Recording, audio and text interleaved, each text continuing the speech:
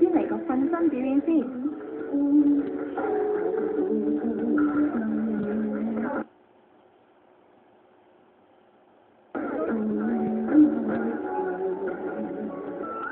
再嚟翩翩起舞，其實呢啲都係佢嘅悉心鋪排，搞下氣氛啫。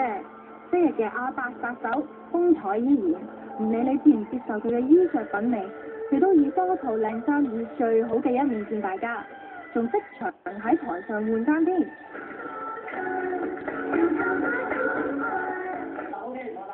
見你咧着嘅衫褲咧都好突出喎，咁係咪你自己諗咧，定話係點樣做出嚟嘅咧？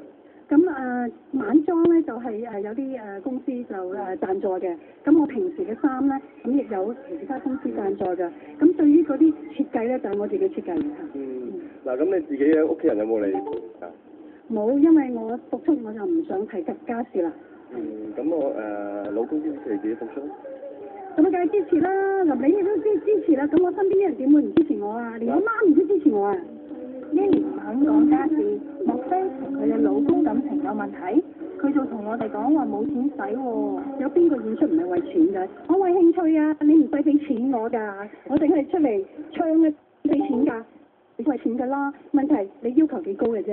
咁你自己要求幾高啊？其實係咁樣啊，講真啦，我咧就因為退出咗咁多年，我覺得好悶啊，成日打麻雀啊、按摩啊，咁我覺得自己冇乜用。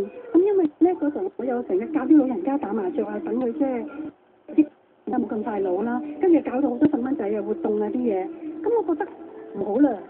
我哋出翻去周圍唱歌啊，咁啊唱即係幾個歌星唱完歌，跟住咧食宵夜啊，咁我第日又浸下溫泉啊，跟住咧我又打下麻雀仔啊咁。做流浪漢咁，全世界因為唱歌咁周圍去，咁跟住就面對面咧就面對啲觀眾咁樣嘅。